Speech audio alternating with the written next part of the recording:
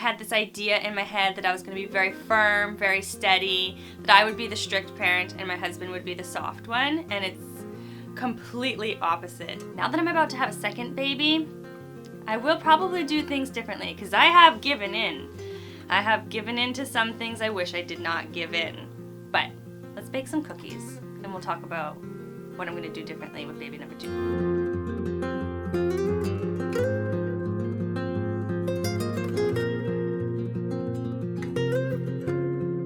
Hello, my name is Ashley and I am the mama of That Hippie family. I am married to my husband Chad and I have a 2-year-old toddler. I'm 38 weeks pregnant and about to have baby number 2. Recently, I have thought a lot about what I'm going to be doing differently with my second child versus my first child, which also has made me realize I'm not the mom that I always envisioned I would be. And this isn't a video full of regrets. It's a self-reflection video I feel like maybe a lot of people can relate to, and I would love to hear your personal stories in the comment section below. I thought I would be a lot harder of a parent. Honestly, I had this idea in my head that I was going to be very firm, very steady, that I would be the strict parent and my husband would be the soft one, and it's completely opposite. I'm the softie and my husband is the one that lays down the law usually. I will make more of the rules that I think are necessary, and when I discuss it with my husband, he's always fully on board, but he actually sticks to it a lot more than I do. I tend to bend. The biggest surprise to me is how soft and gentle I am with my son. I never had patience, ever, in my entire life until I had a child, and it just comes over me. I just look at him and understand instantly that he's not trying to drive me crazy. He's not trying to push my buttons. He's just this little person that needs love and guidance, and I just melt. I admit it's not always easy to be patient and calm with him, especially since being pregnant. I get frustrated a lot faster, mostly because of my lack of mobility, and I'm always tired.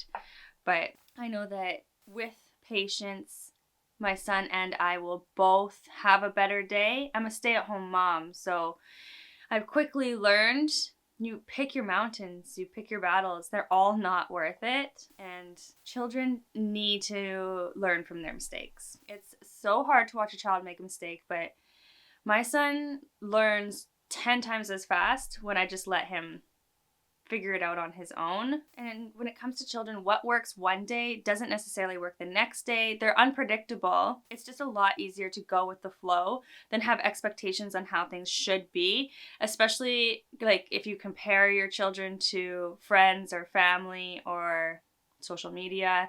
Those are not like realistic expectations because every individual is an individual person. Even if they're just a child, their thought process is unique to them. So you really have to just do a lot more observing. And I thought I would do a lot more dictating. I guess that it doesn't sound like a very nice word, but as a parent, I just had this idea in my head that I was just going to say how everything is going to go, and I would just be consistent and they would learn and do it like that.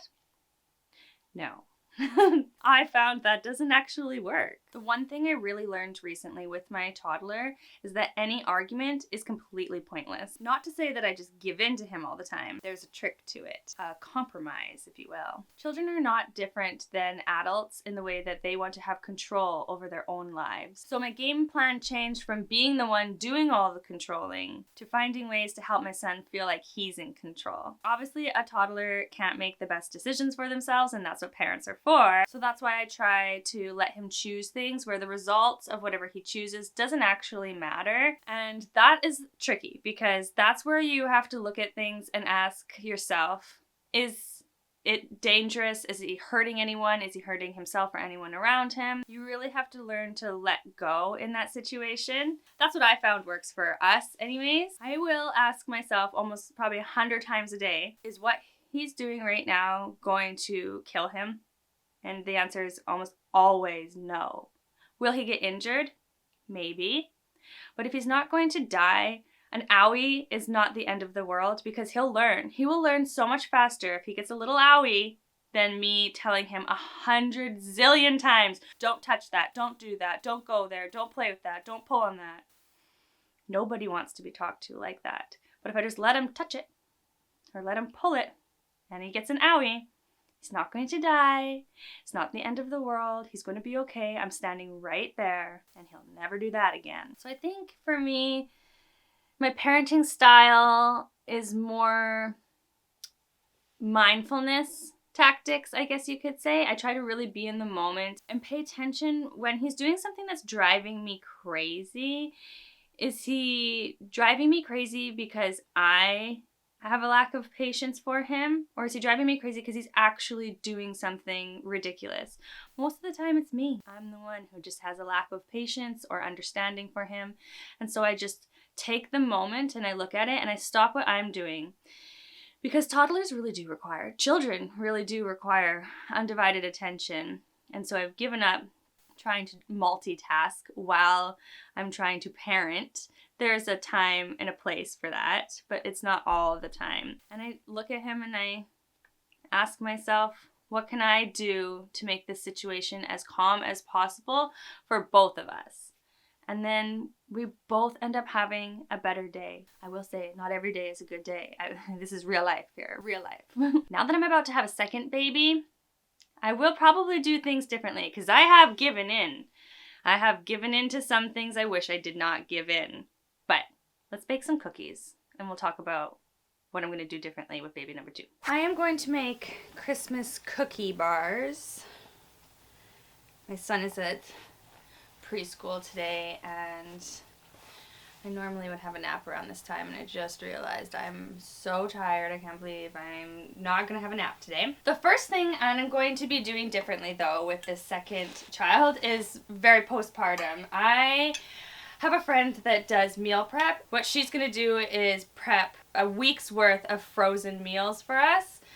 And that way I don't have to cook dinner or worry about anything for at least a week. We'll see how that goes. That's something that for my mental health, my family's mental health, I think is super, super important. A breastfeeding mom needs to be fed.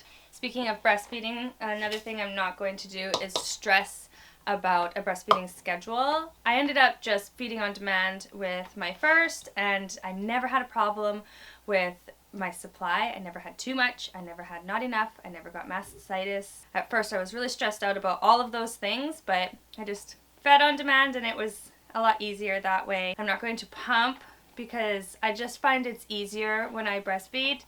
Because when I did try pumping, it was like I'm nursing, I'm pumping, and I was doing all these things at once, and I found it just to be all too much. Something our family has discussed that we think would be more beneficial this time, maybe because we have 2 kids, is my husband is going to take paternity leave, so he's going to be off work for 3 months. Yes! I'll have help with the 2 kids. Transitioning from 1 to 2 won't be hopefully as crazy. Crazy's okay though. With my first, I tried swaddling him, but he seemed to dislike it, but I think that it was me, the way I swaddled wasn't very well, and so his arms kept coming out. So I'm going to try swaddling more consistently this time. I actually have a sleep sack. I used a sleep sack for, over a year I think with my first, but this time the sleep sack that I have, the arms are closed, so it's more of like that swaddle position. So I'm going to try swaddling this time, which I didn't do last time.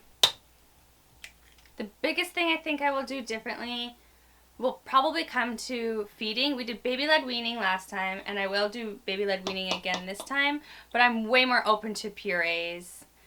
The reason I did baby-led weaning last time is because they said it would help not create a picky eater, and my son is an extremely picky eater. I did everything that they said to do for baby-led weaning just like that, and he was great. He loved it. He ate everything when he was little. Now he won't eat anything, so that didn't do what I wanted it to do. And purees are so easy. You can just make a bunch of it, put it in the freezer, pop it out. So much easier. So I do think I'm not gonna be so particular about the baby-led weaning, and this time I'm going to keep this kid in a high chair. My son will not go in a high chair. He just hated it.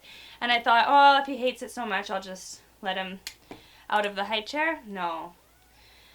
No. I will keep this kid in a high chair as long as possible. I'll just find a better high chair. The high chair we had just wasn't very good, and I think that was the problem. So I don't blame him. I blame my style because I wanted a vintage high chair, but the vintage high chair was probably very uncomfortable for him. So we're going to have to invest in a good high chair this time.